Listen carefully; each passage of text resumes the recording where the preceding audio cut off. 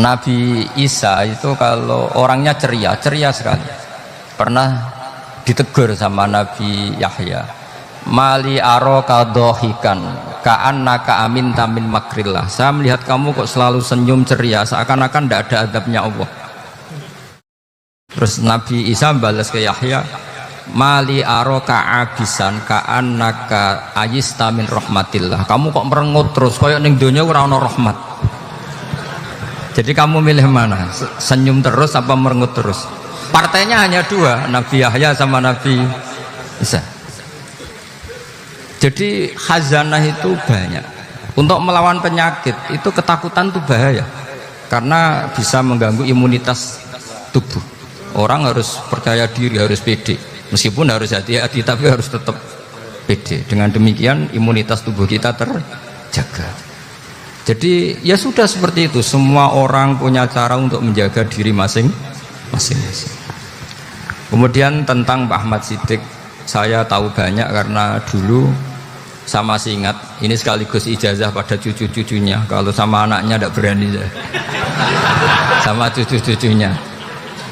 Saya masih ingat Mbah Ahmad Siddiq itu sangat loyal sama yang namanya negara. Kita tahu beliau adalah termasuk orang yang bintang ketika Muktamar Situbondo, ketika NU pertama kali nerima asas tunggal, yaitu Pancasila. Kayak apa ulama-ulama kita, ya mulai Mbah Ahmad Siddiq, Mbah Ali Maksum, Gus Dur, Mbah As'ad, semuanya lah, termasuk Mbah Mun, semuanya loyal sama negara, sehingga NU menerima asas tunggal. Itu saya masih ingat karena bapak dulu perwakilan dari NU cabang Lasem. Beliau pernah ngundang Mbah Ahmad Siddiq di sini. Zaman itu zaman Pak D. Ghaffar, ikut ngundang ke sini bapak saya.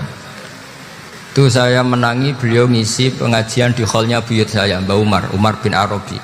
Jadi saya ini zuriyahnya Mbah Umar bin Arabi, sama dengan keluarganya Kiai Hamid Pasuruan. Itu beliau cerita bahwa kemenangan Islam itu tidak harus kita yang menang kangelan. Kadang Allah bikin orang lain yang kangelan, kita yang ikut menang. Jadi dulu kata beliau, banyak ulama ketika kita diserang Jepang, saya masih ingat, saya karena pas itu ikut ke Lasem, karena saya santri sarang, Mbah Mun ngisi di Lasem, saya ikut di Lasem karena saya masih keluarga. Itu ulama-ulama itu mimpi dibacakan ayat ghulibatir rum fi adnal ardi wa hum mim ba'di ghalabihim sayaghlibun fi bid'i sinin lillahil amru min qablu wa mim ba'du wa yawma idzi yafrahul mu'minun. Itu dulu itu ada pertarungan besar antara kerajaan Romawi dan kerajaan Persia. Kita tahu Romawi itu Nasrani. Saya ulang lagi, Nasrani itu percaya adanya Allah, adanya Tuhan, dan percaya adanya kitab samawi. Sementara musuhnya itu Persia, orang yang tidak bertuhan, tidak berdasar kitab samawi. Ketika Persia mengalahkan Romawi, itu orang Islam ikut susah, karena terus dibully sama orang-orang kafir Mekah. Orang kafir Mekah adalah orang yang tidak punya kitab samawi. Katanya orang kafir Mekah, iku lho balamu. Jute duwe kitab, jarene di hubungan mbek langit, nyatane perang keok. Paling kon ya padha. Jadi ada analogi bahwa kalahnya orang Nasrani itu dianggap simbol kekalahan orang yang bertautan atau berhubungan dengan langit. Akhirnya orang Islam susah. Saking susahnya orang Islam sampai Abu Bakar itu tanya, ya Rasulullah, lalu orang Romawi menang itu kapan? Terus ada surat turun fi bid'i sinin. Ya kira-kira 3. Abu Bakar pas itu belum alim-alim amat. Jadi ngartikan 3 itu ya 3 betul. Sehingga beliau masyhur itu. Cara Jawa totoan itu kimar. Pokoknya nanti Romawi pasti menang 3 tahun lagi. Akhirnya ketika datang itu taruhannya dengan 10 onta. Datang ke Rasulullah, Nabi menjelaskan, "Loh ndak. bid'u itu mabena salas ilatis itu 3 sampai 9. Kamu jangan bilang 3. Ya sudah, taruhannya ditambah. Taruhannya ditambah sampai 100 onta. Tapi pembuktiannya enggak 3 tahun tapi nunggu 9 tahun. Sampean jangan tanya, berarti dulu pernah taruhan halal. Zaman sebelum ngaji saya sampean sudah sering taruhan, jadi jangan nyalahkan saya. Nanti itu ada ilmunya, namanya nasah apa? Mansukh. Dan taruhannya Abu Bakar tidak kayak sampean. Taruhan yang sangat-sangat demi Islam, bukan demi hadun nafsi. Betul. Ketika tahun ke-7 orang Islam itu menang. Gila ya, tahun 9 itu umat Islam menang. Menangnya umat Islam mengalahkan musyrik Mekah itu di Badar. Romawi mengalahkan apa? Persia. Gara-gara Romawi mengalahkan Persia itu cara berpikir orang tuh rubah. Ternyata langit itu ada, kekuatan langit itu ada. Sehingga meskipun akhirnya orang Kristen bilang ada Trinitas, terus mereka keliru dalam mengartikan Isa, tapi ada sekian nabi yang mereka sebut dan mereka hormati. Ada sekian kesamaan. Sehingga dalam Islam, saya ulang lagi, dalam Islam, andai kan disuruh milih orang komunis sama orang Nasrani, Islam tentu sama-sama kerjasama, milih sama yang Nasrani, karena ini ahli kitab, kerjasama loh, bukan milih menjadi Nasrani. Nanti kawan salah paham, senangannya terus bully, itu semangatnya pasti hasad. Nah, terus lalu relevansinya dengan Indonesia gimana? Wa yauma idzi yafrahul mu'minun, ketika orang Romawi yang punya kitab samawi mengalahkan Persia yang tidak punya kitab samawi, itu orang Islam ikut bunga, ikut gembira. Itu semua kiai banyak yang mimpi seperti itu. Ini cerita Pak Ahmad Siddiq, saya dengarin. Ternyata betul, Jepang itu nggak dikalahkan Indonesia. Jepang, Hiroshima dan Nagasaki dibom oleh apa? Sekutu. Akhirnya Jepang pulang. Pas Jepang pulang, Indonesia merdeka. Itu dulu kiai-kiai sudah nakwil bahwa menangnya Indonesia itu tidak harus mengalahkan penjajah. Pokoknya nanti penjajah ada yang mengalahkan. Jadi orang Islam zaman itu tidak bisa mengalahkan Persia. Yang mengalahkan itu Romawi. Tapi orang Islam ikut gembira. Itu sebenarnya wa yauma idzi yafrahul mu'minun binasrillah. Jadi orang itu cara berpikir Quran itu beda. Sehingga saya ini cerita ke cucu-cucu Mbah Siddiq karena ya nasabnya sama sampai saya, karena sama-sama sampai Mbah Sambu. Bedanya keluarga saya lewat Mbah Abdul Azim, kalau yang keluarga sini lewat namanya Mbah Yusuf. Itu saudara sama Mbah Abdul Azim, sama-sama sampai Mbah Sambu. Tapi keinginan saya tentu bukan sekedar silaturahim gagah-gagahan diceluk Gus. Celuk Gus repot. Nak ora alim ra pantes, nak beling ra pantes. Salam templek 1.000 jaluk swarga. Aduh. Tuhan. Kok mentalane 1.000 jaluk. Kamu nginep di hotel 100.000 itu tidak cukup, apalagi untuk bayar apa? Surga. Itu enggak sopan sekali. 1 juta ya nggak bisa itu, 100 juta juga nggak jelas juga. Terus sampean mendingan nggak usah salam template, malah nggak mungkin masuk surga kalau.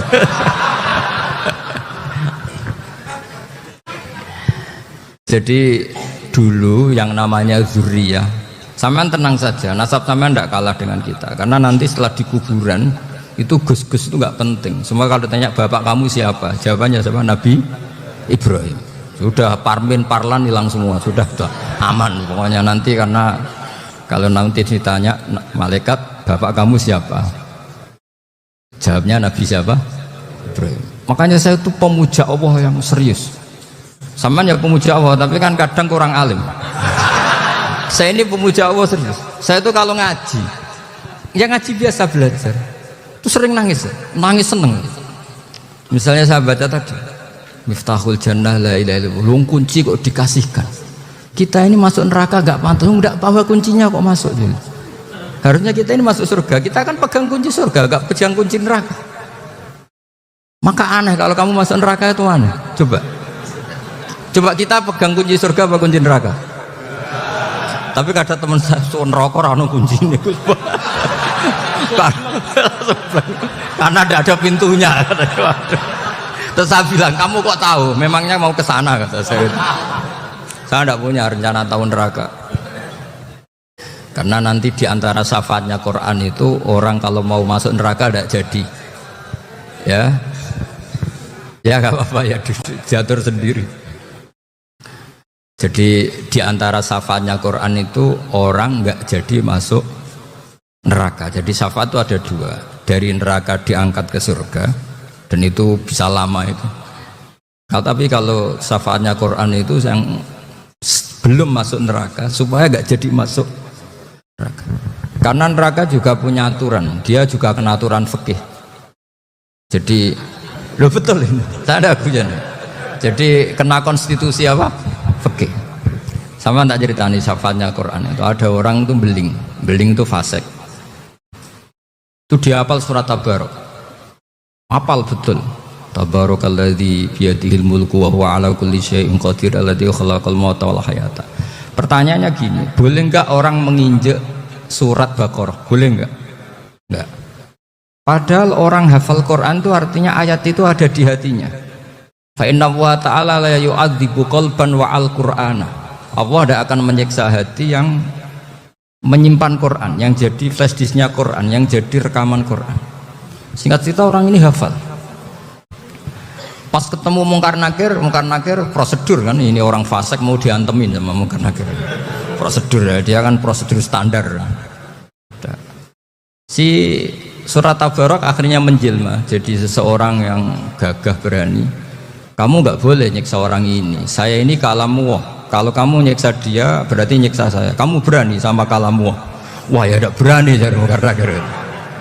Tapi orang itu nakal, harus saya gebukin. Tapi kata Quran tadi, tapi saya di situ pasti kena saya. Oh debat, nggak ada lajnahnya, ini nggak ikut. Kalau Gus Firjon ikut jadi lajnah. Kalau jadi lajnah pasti kroninan. Kalau santrinya dimenangkan nanti. Wah, akhirnya debat. Ya sudah kita ketemu Allah.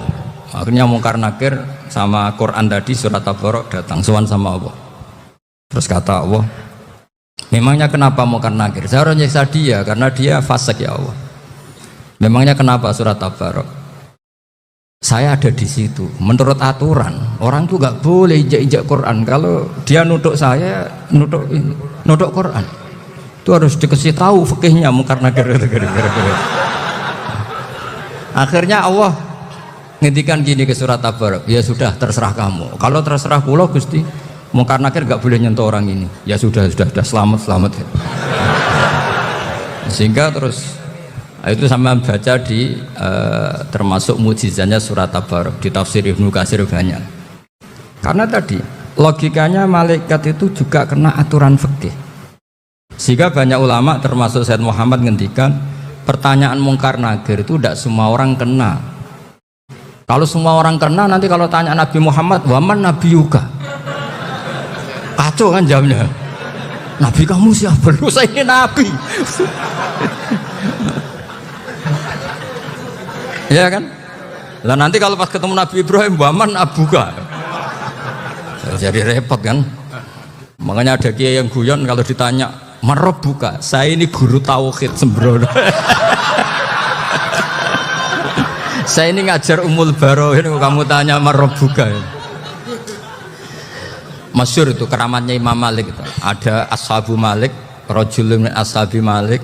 Beliau ditanya Mungkar Nakir, Marabbuka manabiuka. Imam Malik datang, ini seumur-umurnya itu ngajar tauhid. Kamu bedai itu gak sopan kamu. Dan kita berharap barokah sampean ngaji nanti itu. Yes. Malaikat itu anak sungkane itu. Jadi itu ada juga. Dan saya meskipun guyon itu serius. Bedanya orang alim sama ndak itu di situ. Kalau orang alim itu guyon itu masih benar, masih serius. Coba saya bacakan ayatnya. Ala inna auliya Allahi la khaufun alaihim wa lahum yahzanun. Terus lahumul busyra fil hayatid dunya fil akhirah. Artinya kalau Mungkar Nakir dengan penampilan garang gitu, berarti ada ketakutan apa enggak? Ada, padahal ciri utama walinya Allah tidak ada ketakutan. Makanya itu termasuk dalilnya Sayyid Muhammad, tidak semua orang alami seperti itu, karena wali-wali itu la khaufun alaihim wa lahum yahzanun. Wah anak kiai ketemu karena kerja wedi wedek. Iku dreseke ora kok pertanyaan tok, nak konan santri piye? Lho isen wis kiai dihanjuti mau karena kerja. Malu gak kira-kira? Mesti pelengahan konan santri piye? Nak jawabannya gampang karena pernah ngajar tauhid. Makanya Sayyidina Ali ini cerita ini ada di kitab Nurul Dholam, sama lihat di kitab Nurul Dholam karangannya Syekh Nawawi Banten. Itu Sayyidina Ali itu ya, andai kan orang biasa mungkin ya agak-agak hasut, tapi ini wali gak boleh kamu katakan hasut. Dia itu mangkal sama Umar. Orang kok setiap orang pernah dibentak, apa dia berani bentakmu karena penasaran dia. Bagaimana kerengnya Umar itu berlanjut enggak gitu kira-kira. Akhirnya minta, ya Allah saya minta kasyaf. Ya karena yang minta Sayyidina Ali karena mau wajah dituruti sama kasyaf. Dilihat Sayyidina Umar pas meninggal itu. Jadi hasud itu ya kadang penting asal baik. Loh betul, bahasa Kanjeng Nabi kadang la hasada illa fisnaten. Itu Nabi membahasakan ya hasad. Gus Firson saja yang nafsirkan ghobtoh itu kan. Oh itu kan gaya-gayanan sebagai ulama. Aslinya Nabi ngendikannya itu la hasada illa fisnaten. Ulama yang ganti itu namanya ghobtoh. Wong Nabi sendiri nyebut hasad loh, kamu tafsiri ghobtoh. Ya hasad ya hasad. Udah anda usah ditakwil-takwil, pokoknya gitu. Kalau sama nggak percaya nggak apa-apa. Kok gitu aja kok repot. Karena sama nggak percaya kemungkinannya dua. Satu nggak ngerti. Dua sama-sama alim kan dari awal kalau sama-sama alim kan laisali alimin ayuqallida aliman akhir. Kita nggak perlu saling mengikuti. Ngapain hasud? Biasa aja. Akhirnya Sayyidina Ali kasar. Pas Umar bangun, setelah mati kan bangun, setelah meninggal bangun. Munkar Nakir datang dengan perangai yang sangat garang. Itu digambarkan Sayyidina Ali, matanya itu kalkidril ghali, kayak apa kendil yang apa mengangan. Wah seru. Sayyidina Ali senang, paling takut ini Umar. Senangnya bukan main, wah ini mesti takut Umar. Biasa. Ternyata enggak, Umar malah bangkit. Woi Munkar Nakir, kamu tahu menghadapi siapa? Itu betul. Kamu itu menghadapi temannya ahabbal khalqi ilallah. Yang diandalkan temannya bukan dia. Kamu tahu yang kamu hadapi, saya ini teman kekasihnya Allah. Jadi boleh kamu mengandalkan Mbak Firjon. Tapi nanti resikonya Munkar Nakir tanya, itu Firjon siapa? Wah itu masalah kan. Makanya syaratnya wali itu harus ma'rufun fis sama. Di langit sudah populer. Makanya dulu ada orang yang saking seninya Abdul Qadir ditanya apa saja jamnya Abdul Qadir Al-Jilani itu aman karena beliau populer. Makanya program kita harus populer dulu di langit. Nah, itu nanti kalau dicatut oleh santri-santri nggak apa-apa. Kalau nggak populer nanti dicatat itu siapa? Masalah ini. Umar itu yang dibanggakan itu, kamu tahu saya siapa? Ya tidak tahu. Saya ini temannya kekasihnya Allah. Temannya Muhammad, iya Muhammad Rasulullah. Wah mikir, waduh, repot. Loh di dunia aja gitu kan, temannya presiden, temannya panglima, apalagi ini temannya Sayyidul Awalin wal Akhirin. Di dunia aja bilang temannya presiden, menteri, orang sudah takut, apalagi ini temannya Sayyidul Awalin. Yang Munkar Nakir terus konfirmasi sama Allah, gimana ya Allah ini ngadepi. Sebetulnya diandalkan itu temannya, bukan dia. Wah, akhirnya sama Allah dibilang, ya bu, ya sama seorang seperti itu bu yang sopan. Terus semenjak itu Munkar Nakir itu nggak selalu berpenampilan seperti itu, sangat. Jadi semoga itu konsisten sampai nanti. Jadi kamu kalau ingin nggak takut Munkar Nakir, jadi wali dulu. Karena syaratnya tadi hanya wali sing la khaufun alaihim walahum yahzanun lahumul busyra fil hayatid dunya fil akhirah. Jadi orang itu kalau ngaji itu harus khatam. Jangan semuanya kena pertanyaan. Dan kalau semuanya kena pertanyaan nanti repot. Kalau Nabi Muhammad ditanya waman Nabi juga. Nabimu siapa? Lo kan terus jadi aneh. Jadi makanya ngendikane Sayyid Muhammad semua ulama lah, nggak ada am kecuali ditaksis, kecuali sifatnya Allah. Misalnya bikulli syai'in alim, ya benar-benar bikulli syai'in. Tapi kalau am semuanya pasti ada taksis, meskipun dalam muhawarah muhadasah biasa. Misalnya contoh gampang, istri kamu baru seneng kamu, mas nanggepin apa-apa itu lapor aku, gak apa-apa mas, mesti aku seneng gak sama lapor. Iku di aku ben wayo. Wah langsung dari apa wae. Mesti apa wae maksudnya kecuali itu gitu. Padahal kalau ngomong mas sampean ingin apa saja tak dukung. Terus sampean bilang pengen iku wayo. Kira-kira disetujui apa enggak? Sama seperti kita kalau punya teman akrab, wah senang omahku gak apa-apa, anggap ya omahmu dewe. Terus mlebu-mlebu kamar.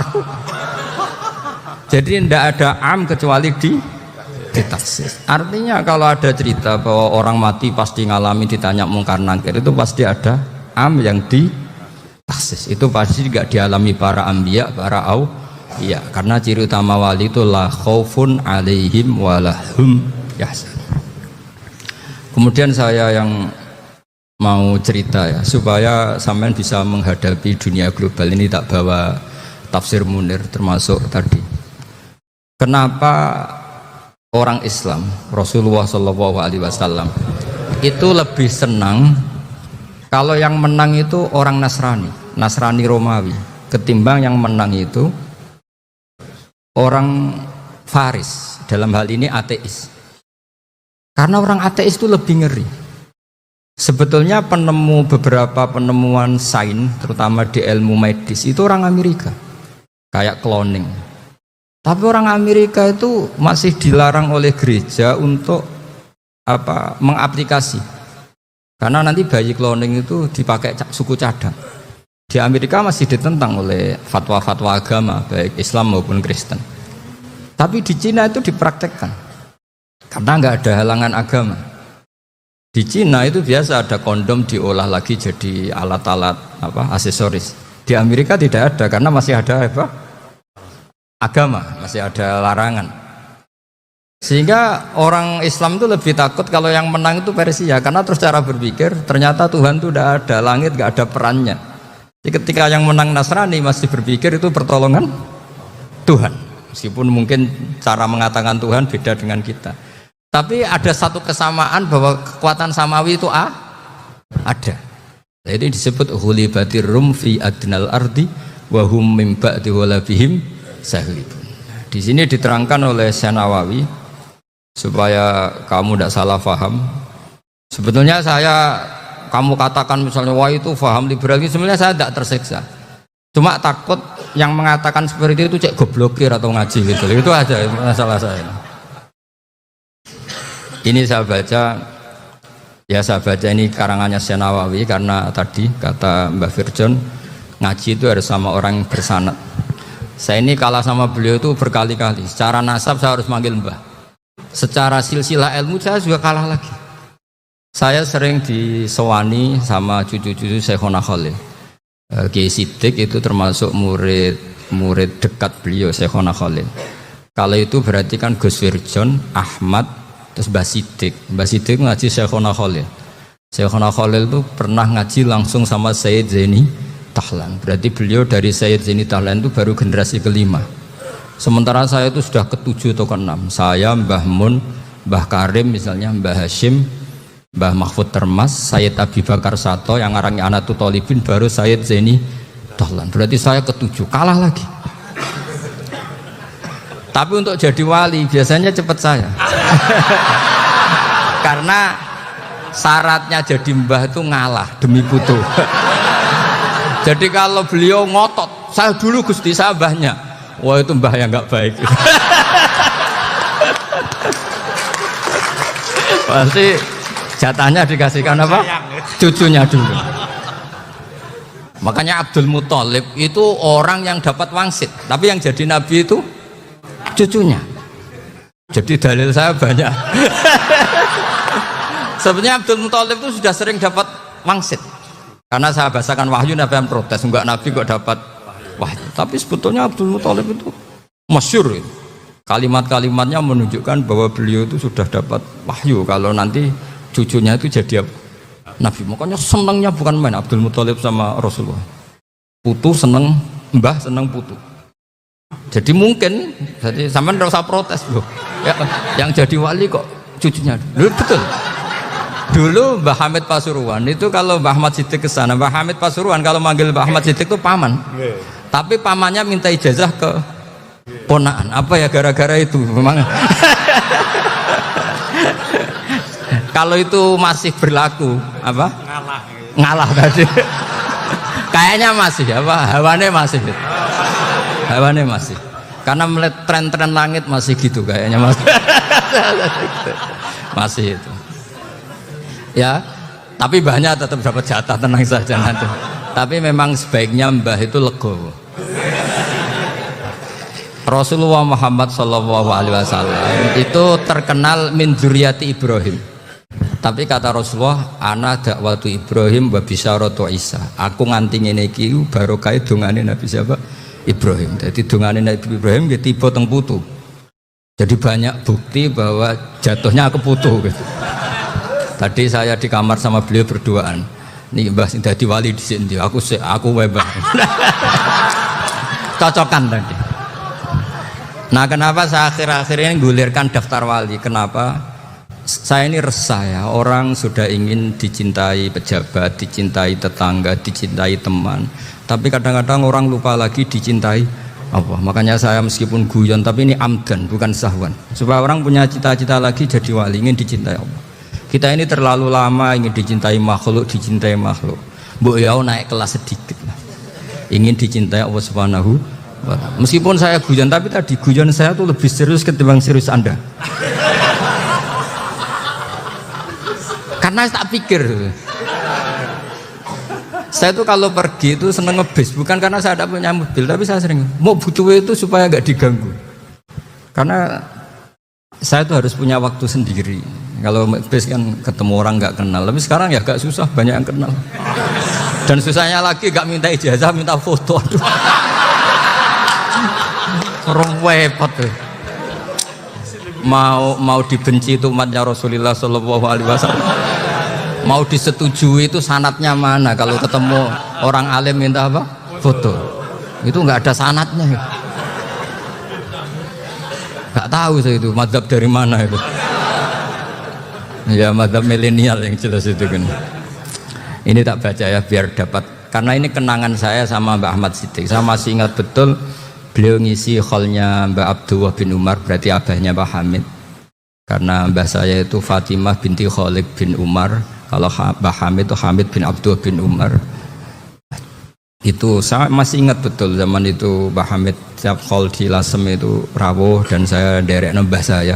Karena masih misanan datang ke Lasem itu beliau pas itu ngisi sama Mbah Mun. Mbah Mun masih muda, Ki Ahmad Siddiq sepuh senior. Itu beliau cerita bahwa dulu ketika Indonesia dijajah Jepang itu para kiai mimpi dibacakan ayat khulibatir rum fi adnal ardi wa hum mim ba'di walabihim salim. Terus ada kiai yang tanya takwilannya gimana? Ya nanti Jepang pulang bukan karena kita yang mengalahkan, tapi Jepang ada yang mengalahkan sendiri meskipun tidak kita. Kayak dulu Faris tidak dikalahkan Islam tapi dikalahkan Romawi, tapi yang senang umat Islam. Wa yauma idzi yafrahul mu'min. Itu luar biasa ulama-ulama kita. Delalah kejadiannya Indonesia seperti itu. Yaitu kita tidak mengalahkan Jepang, tapi Jepang pulang sendiri karena dikalahkan apa? Sekutu. Ya ini saya baca. Ini tidak usah dicek bacanya benar apa enggak, sudah aman apa aman. Karena kalau saya salah itu ya sengaja. Artinya ya sengaja saja. Ya biasa maksudnya. Saya kemarin ngisi di Pondok Peloso, di Pondok Al Munawir Jogja. Salah itu ada dua. Ada salah yang memang benar-benar salah. Itu enggak apa-apa, bisa dimakfu. Karena mesti sangke wong goblok salah yang terus itu. Ada salah bawaan ilmu itu repot tuh dadaninya. Karena misalnya kita yang biasa belajar qiraah sabah wa yahsibuhu, mesti diulang lagi wa yahsabuhu. Karena qiraahnya Imam Asim itu hasibah yahsabu bi fathis sin. Sementara kita kalau ngaji kitab kulino yahsib. Sehingga kita-kita yang biasa belajar sabah itu kalau baca kitab itu kayak orang bingung. Kadang-kadang yang ngaji juga bingung. Gus Pak mocok di bulan pelin. Ya tepat-tepatan. Ada yang mengatakan Gus Pak bingung, ada yang mengatakan Gus Pak alim alamah. Ya tepat-tepatan nasib tadi. Karena memang ya sabah memang seperti itu. Misalnya kufuan. Kufuan itu Imam Asim baca kufuan. Tapi beliau punya murid namanya Syu'bah. Itu kalau baca kuf'an. Makanya kita itu, ini kan khataman Quran ya, jadi saya menyinggung sedikit tentang qiraah sabah. Tadi beliau juga sudah tak kasih kitab saya Hifdzuna Lihadal Mushaf. Sama tak ajari latihan sabah, memang angel ya. Makanya yang nggak bisa itu wong pinter, sudah tahu angel ya nggak usah diteruskan kan. Orang menghindari barang angel itu pinter apa goblok? Pinter. Berarti wong goblok pinter. Saya tuh makanya sama orang goblok tuh respect. Jadi orang alim tuh angel apa gampang? Angel. Menghindari barang angel pinter apa goblok? Loh, orang menghindari barang angel pinter apa goblok? Pinter. Berarti wong goblok pinter. Jadi saya sama orang-orang goblok itu respect. Sudah tahu jadi orang alim angel ya barang angel ya harus dihindari. Makanya saya ini insya Allah umatnya Nabi yang termasuk yang terbaik. Amin. Karena mencintai umatnya Nabi termasuk yang goblok. Itu udah gampang itu. Karena tadi udah tahu ya. Seperti itu loh orang naik panjat pinang itu. Itu yang naik karena ingin hadiah.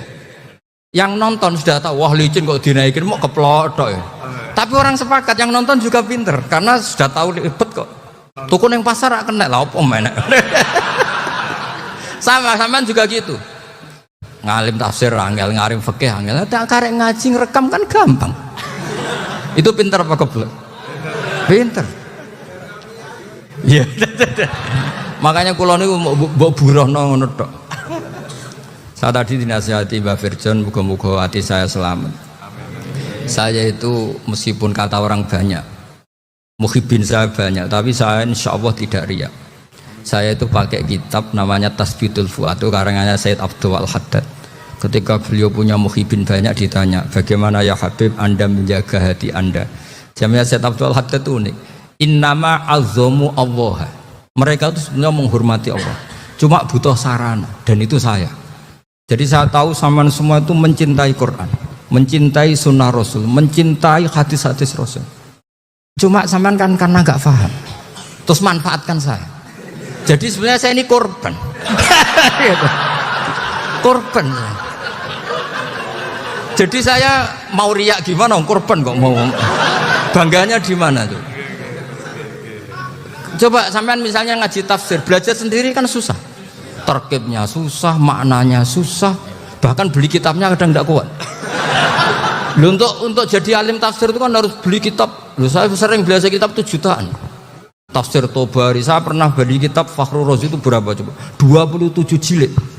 Karangannya Fakhrur, belum karangannya ulama modern, Imam Sa'rawi. Itu berapa jilid? Itu jutaan. Saya kemarin juga dihadiahi kitab Pak Quraish Shihab namanya Faidul Bari fi Syarhil Bukhari. Pak Quraish Shihab yang terkenal. Dia sering diskusi sama saya. Saya ngasih hadiah beliau ngasih hadiah saya. Oh itu harganya nggak kuat. Tidak kuat kadang di Indonesia nggak ada coba. Dan sama orang hebat menghindari kesulitan itu. Nah, kesulitan itu sebab ngaji ikut, kalau nggak paham dirukok rekamannya sudah gitu. Pinter mana sampean sama saya? Pinter sampean kan? Bikin sosis susah, beli aja kok repot kan? Nah, makanya nggak boleh orang bilang, wah aku goblok reso tafsir aku wong pinter. Makanya nanti kalau saya ketemu Nabi tidak termasuk orang yang mentahkir orang Islam. Kafa bil mari isman ayah kira akhahul muslim. Jadi cukup orang itu dosa kalau menyepelekan orang Islam, termasuk darani sampean goblok itu dosa. Caranya enggak darani goblok ya tadi di logika tadi. Alim itu angel, ngendari angel itu pinter, berarti wong bodoh pinter ya sudah gitu. Tapi tetap bodoh. Tapi ini satu cara untuk saya respect gitu. Coba orang yang ngaji tafsir saya banyak, mungkin ribuan. Itu sebetulnya mencintai Quran. Karena Quran adalah kitab suci yang panduannya umat Islam. Sangat mencintai Quran. Terus kemudian mereka nggak paham. Terus mencari orang yang memahamkan. Burohno lah cara Jawane. Terus keren saya itu di mana coba? Lah terus mereka kurang ajarnya gini, kalau paham itu ya alhamdulillah paham. Kowe nak ngaji Gus Bae ngono tok. Tapi nek ora paham, ora nyalano akal ya. Mari Gus Bae nerangno cepet, mulane gak paham. Ora kok nyalano teke sing lelet tuh. Oh kan Masya Allah, naudzubillah tenan. Sebetulnya tingkat kurang ajarnya tinggi Gus sebenarnya. Jadi kalau nggak paham itu kadang nggak nyalahno uteke. Kayak mau misalnya, mau mari mikir aja jelas. Padahal misalnya jelas orang mesti paham, bodoh. Paham? Ya?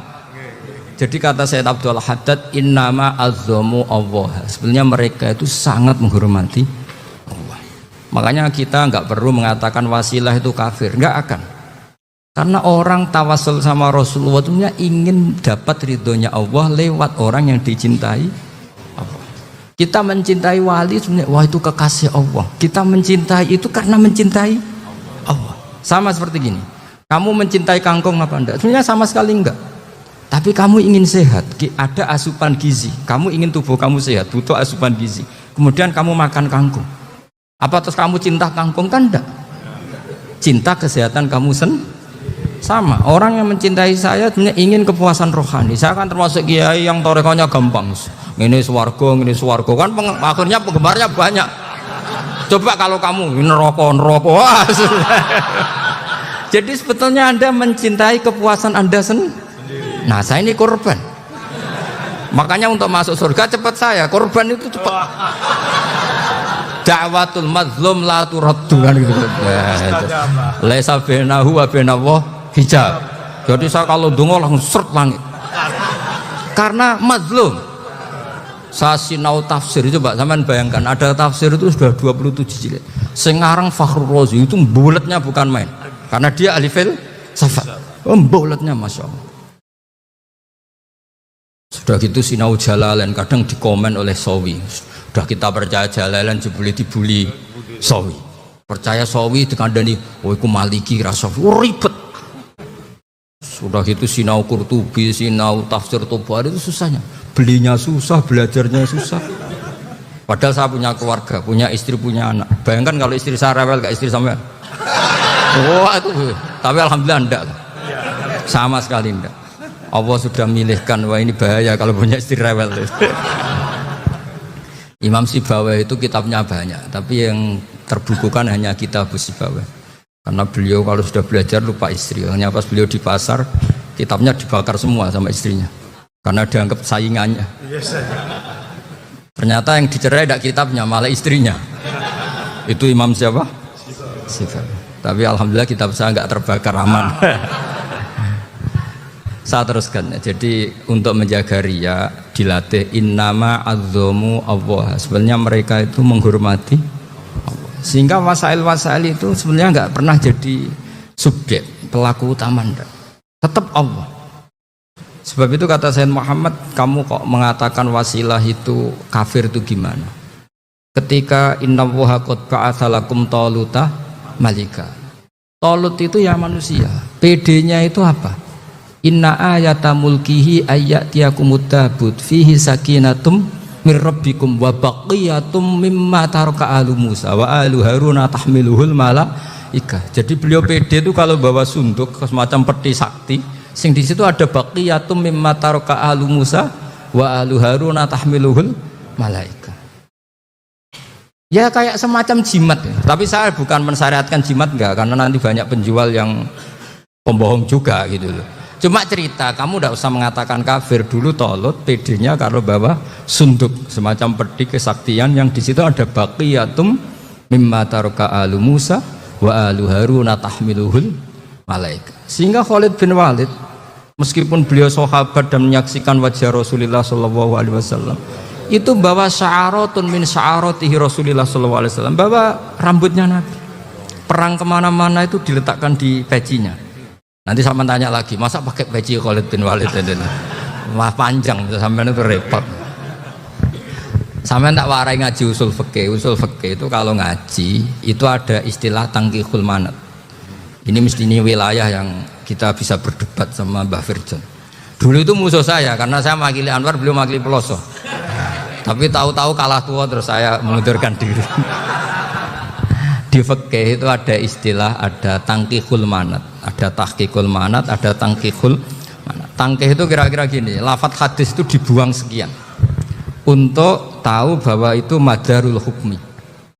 Misalnya gini, tak beri contoh paling gampang. Sama harus paham, kalau nggak paham nggak pinter-pinter. Ja'a a'rabiyun ila Rasulillah sallallahu alaihi wasallam. Ya karena ini menghormati Mbah Ahmad Siddiq, beliau orang alim, jadi ngaji ini tetap ada suasana alim. Ya harus ada suasana alim, nggak perlu jadi orang alim tadi, susah. Sudah ngedari susah itu pintar, sudah itu aja. Jadi orang alim susah, ngedari barang susah pintar, berarti orang tidak alim pintar. Nah, meskipun tetap sudah itu pegangi sampai mati nanti. Loh, jadi orang alim tuh repot. Itu kata Imam Ghazali, kalau orang alim kalau mau masuk surga itu sama Allah nggak boleh, kif, kamu nggak boleh langsung masuk surga. Coba cari umat kamu, syafaati dulu. Nah, saya takut nyari sampean nggak bisa kembali. Saya tidak punya rencana itu, pokoknya mau masuk. Boleh sampean aduan balik raroh deh, wah repot nanti saya. Berat jadi orang alim itu berat. Ya saya teruskan ya. Ada tangkihul manat. Ja'a a'rabiyun ila Rasulillah sallallahu alaihi wasallam. Faqala ahlaktu wa ma ahlakaka qal waqa'tu imraati fi nahari Ramadan. Ya sidang kita, saya ini rusak ya Rasulullah. Kenapa? Karena saya menjima istri saya fi nahari Ramadan. Terus kata Nabi, kamu harus bayar kafarah. Napa Nabi kafarah? Puasa 2 bulan. Wong baru 1 hari aja terjadi gitu kok disuruh puasa 2 bulan. Ya tidak kuat ya Rasulullah. Baru berapa hari saya puasa aja kecelakaan seperti itu, apalagi kalau sampai 2 bulan. Enggak ya Rasulullah. Ya sudah kalau gitu kamu pertama ngasih makan apa? Itku rokobah kan, pertama merdekakan budak. Tapi kan sekarang nggak ada budak, makanya terus sekarang langsung puasa. Wah ini nggak bisa semua. Ya sudah ngasih makan orang 60. Kasihkan siapa ya Rasulullah? Ya orang fakir. Saya ini paling fakir. Di kampung saya ini orang paling fakir. Jadi mulai dulu orang fakir itu hubungan suami istri itu paling lancar, mulai dulu. Makanya orang fakir itu anaknya banyak, karena hiburannya hanya itu. Wong Ramadan aja. Coba mau ke ATM nggak punya uang, mau antri di bank nggak punya, mau apa coba? Itu mulai dulu. Ini sanatnya mutasil. Wah, akhirnya sudah sanksinya kan tadi ya, itqu raqabah atau puasa 2 bulan berturut-turut atau ngasih makan 60 orang miskin. Lalu kata ahli usul fikih, kata a'rabi dibuang, nggak menjadi catatan hukum. Orang kota pun kalau melakukan itu juga kena sanksi yang sama. Imro'atau juga dibuang. Andai kan itu dilakukan untuk amatnya juga ketentuannya sama. Nah sekarang perdebatan antara Imam Syafi'i dan Imam Malik begini. Sekarang pertanyaan gini, jima istri itu hukumnya boleh apa haram? Boleh kan? Lalu kalau ada orang tanpa udzur kemudian makan siang-siang, cara Imam Malik hukumnya sama, harus kena sanksi yang sama. Karena sama-sama hadku hurmati Ramadan bi ghairi udzrin syar'iyyin. Sama-sama merusak hukum Ramadan tanpa udzur syar'. Lu jima itu tidak zina. Kan hukumnya jaiz. Nah sekarang makan hukumnya jaiz, harusnya juga kena ketentuan yang sama. Cara pikirannya Imam Malik. Nah alhamdulillah Imam Syafi'i gak setuju. Wah cara setuju repot. Bahkan orang-orang Syafi'i sudah punya khilaf, kalau gitu minum dulu. Iya, biar tidak kena. Iya, biar iftarnya pakai minum. Setelah minum baru jima kan. Iya. Ini sudah menyiapkan khilanya. Ini khas Syafi'i ini, bongsong rekayasa hukum. Nanti bisa belajar jauh cara ngakali hukum. Makanya guyonan yang masyhur Gus Dur itu gitu. Ada seorang kiai atau Gus lah, ya punya salah, namanya manusia akan punya salah, entah cangkruk entah apa, pokoknya punya salah. Ada wartawan yang ngiranya semua kiai itu orang suci, sehingga tanya sama Gus Dur, Gus itu ada kiai kok, ya pokoknya salah lah. Tapi jangan bayangkan dosa besar, enggak, kecil-kecil aja. Itu gimana itu? Padahal kiai kan orang suci. Jawabnya Gus Dur lucu. Ya justru yang boleh salah itu para kiai. Kalau kamu nggak boleh. Loh kok bisa Gus? Karena mereka tahu caranya taubat. Repot. Kalau kamu nggak tahu caranya. Sama pelanggaran hukum itu ya harus pakar-pakar hukum. Ya. Itu yang tahu caranya yang rekayasa. Kalau kamu ya kena pasal kan ya. Jadi kamu jangan niru saya ini punya sekian cara untuk nah, itu namanya khilah. Makanya kata Sayyid Muhammad, kamu tidak usah anti khilah, karena Abu Hanifah itu membolehkan khilah, kitabul khiyal. Yang penting kamu soleh dulu, setelah soleh nanti Allah maklumi. Soleh dulu, syaratnya soleh dulu. Kalau tidak soleh jangan.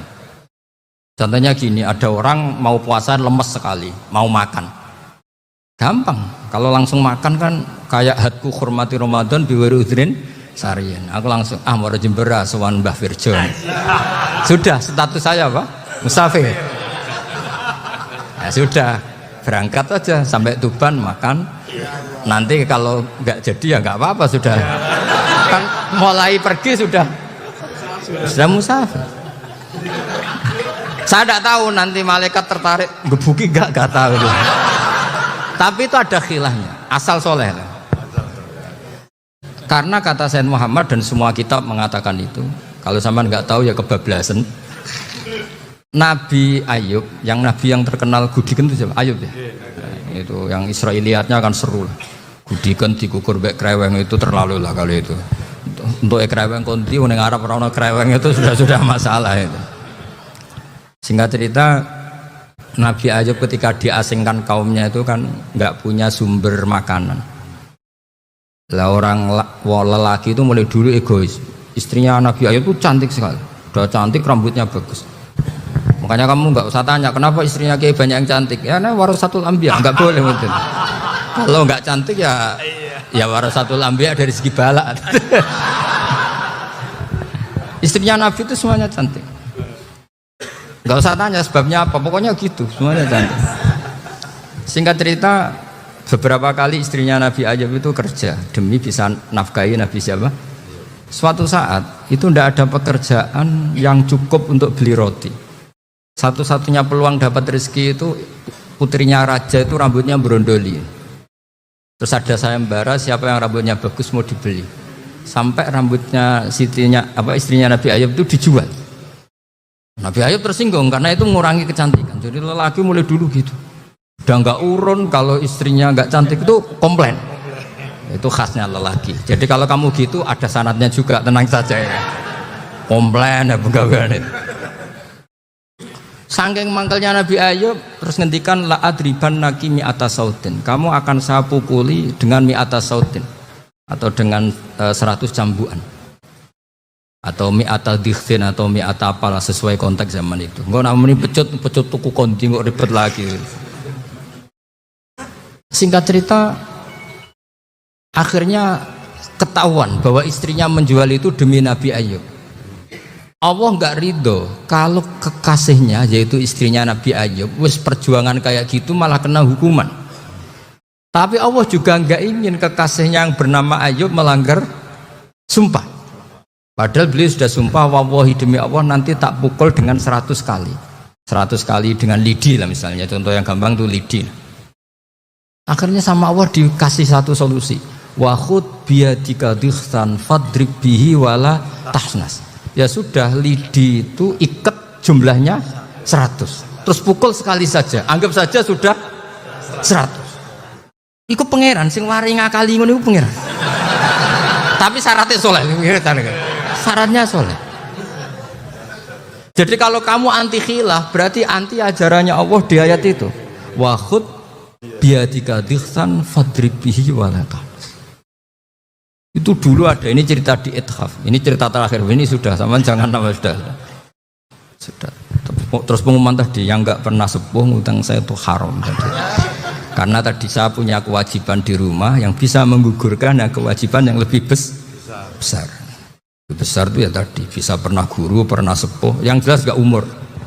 Umur sampean menangkap itu. Tua serepot itu. Ada raja itu ganteng kaya, senengannya nikah perawan cantik. Itu semua kampung mesti kenal. Mungkin digilir atau gimana pokoknya. Suatu saat ada pemuda suka sama perempuan yang di kampungnya, cantik sekali. Kemudian pemuda ini ternyata pekerja di kerajaan itu. Tiap hari ditanya, wah itu yang di kamu yang cantik siapa? Mau saya nikahin gini. Wah bahaya ini saingannya raja. Jadi yang dibidik pemuda tadi itu saingannya. Si raja ini orang yang namanya raja kan gengsinya tinggi. Kaifatang kihuha wa qad ra'aitu qad qabbalaha rajulun. Kok mbok nikah piye? Saya tuh pernah melihat dicium lelaki. Wah, gak mau. Gak gelem wis kadung ditambung lan waqt qabbalaha rajulun. Saya pernah melihat sendiri qabbalaha rajulun, dicium oleh lelaki. Sudah gak minat raja langsung gak keren. Suatu saat pemuda tadi nikahi perempuan itu. Rajanya marah-marah. Kamu lelaki gak punya harga diri gini. Gak punya selera, gak punya harga diri. Sudah pernah dicium orang kok tetap dinikah. Terus bilang ke rajanya, takrif manir rajul, lelaki itu siapa? Abuha. Kamu tahu lelaki itu siapa? Sopo? Abuha. Bapaknya. Saya kan hanya bilang rajulun.